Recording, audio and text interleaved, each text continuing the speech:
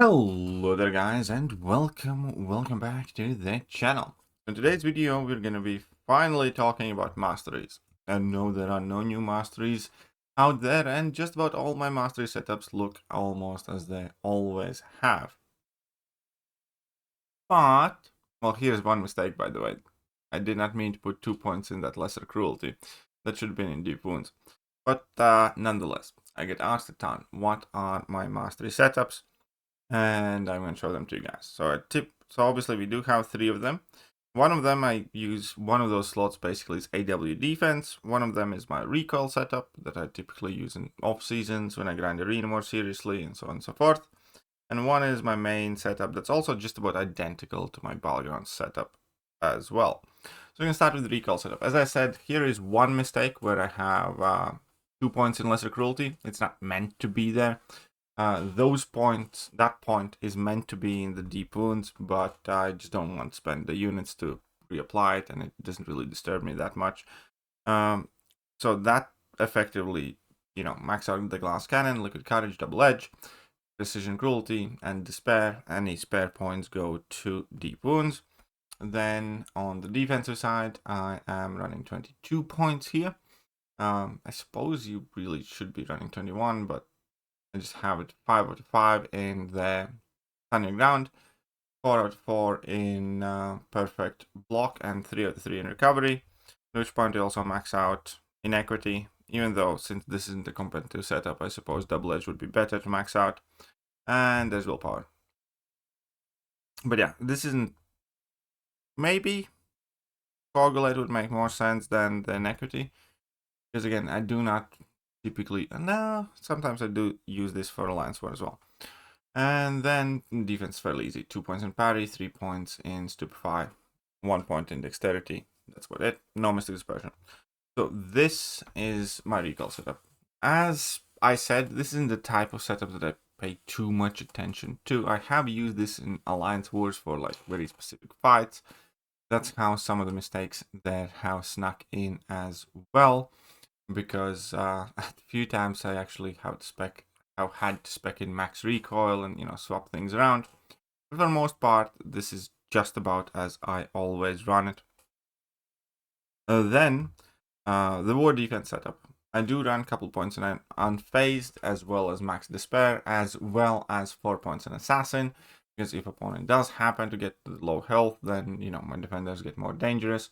I do run 3 points in the courage, because in every single fight my defenders do go below 50%, so them getting a bit of extra attack, kind of neat and nice.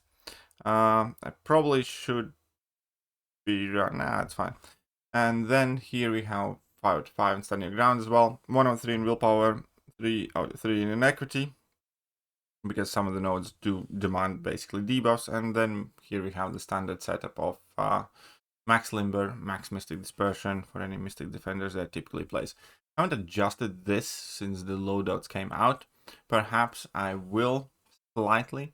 I have been thinking about setting up max greater vitality, but I don't know, because I don't think it scales with node. Not entirely sure. Either way, that is the AW defense default.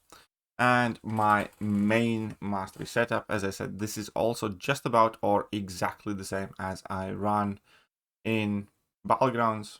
I typically use in Alliance War, I typically use for all the questing. It's kind of like jack of all trades type of setup. There are specific times when I do alter it for war specifically, like take off willpower or whatever else is required. So max precision, max cruelty, it's fairly standard, max deep wounds, and max despair. I do enjoy bleed characters, and I use fair amount of them in wars as well. Like I use Moleman fair amount. At times I use Warlock, and deep wounds on his heavy attack help. Now I'm gonna have Nick Fury, potentially gonna be using him, and yeah, deep wounds kind of nice to have there.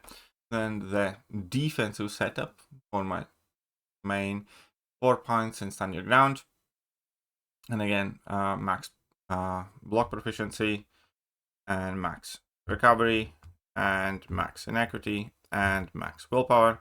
And in proficiencies, it's 2 points in parry, max out limber, max out stupefy, 1 in dex, and 5 out of 5 in Mystic Dispersion.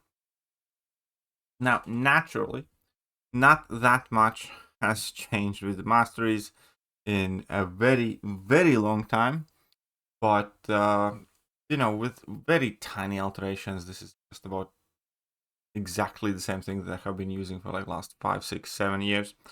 And yeah, obviously it's very good at times to have Petrify and Pacify unlocked as well if you do have the privilege of the extra mastery cores, which at this point I have accumulated a ton from those weekly crystals, because these can come in handy. I don't like to run them daily for most part, because in competitive scenarios your stun isn't active all that long. Therefore, the benefits of this, you know, isn't as huge. Even though there are situations against specific champions where I think this could be helpful. For instance, like against Bullseye, limiting the amount of power he gets could be a very, very significant big deal. As well as the one with ability triggers from Pacify. Then on defense, I think it is super important to have access to Coagulate, especially that with certain champions, this can make them completely bleed immune, like, you know, Guardians and Omega Reds and whatnot. Then I do have also Suture unlocked, a couple of points. I actually don't have it unlocked fully, only 2 levels, because I never found more need for it. And when it comes to Resonate, I think I only have 1 level unlocked. I do have the Mastery cores if I ever need more now, but just about always it was most important to have access to that debuff, so I think 1 point for Resonate is super useful. And when it comes to Color Tech, I do have all of it unlocked, even though I must admit I don't use it too often. I typically don't like the class-specific masteries too much, again, unless I'm doing something very, very specific. But more and more, with the tech class having its revival, I think this could be an interesting area to explore potentially, especially in some metas where Mystic Dispersion is not needed. Or, you know, potentially detrimental. And yeah, again, Assassin, I have kind of moved away from Assassin quite a long time ago. I don't know if that's still the best call. The main reason why people did move away from Assassins was typically because of the Thing matchups, and because those were like super popular, because this could completely like ruin your entire fight. Because if you do prevent Thing from gaining rock stack, and you know, then you get stuck in that unstoppable hell. But yeah, I never really went back to it. Maybe it would be worth putting in a point now, because you know, hardly ever fight Things anyways, and if you do have the either Black Cats or whatnot that stop his rock stacks from stacking up in the first place. And then there's Unfazed. Unfazed, I think, is becoming more important with Starkhand Spider-Man becoming a bigger and bigger thing, as well as Count Nefaria. I'm not super sold on it, but there is a solid chance that I might actually switch up my setup a little bit to actually get like a point or a couple for Unfazed. I definitely don't think 5 out of 5 Unfazed is wise. But for most part, a lot of you have asked what are my mastery setups. Then there you go. And this is just about my main one for Polygons as well. If you do have your own comments, recommendations, then do not hesitate to let me know. But that is it for now, and I'm going to catch you guys soon. Bye-bye. Hello there, guys, and welcome back to the channel. So we have all the information about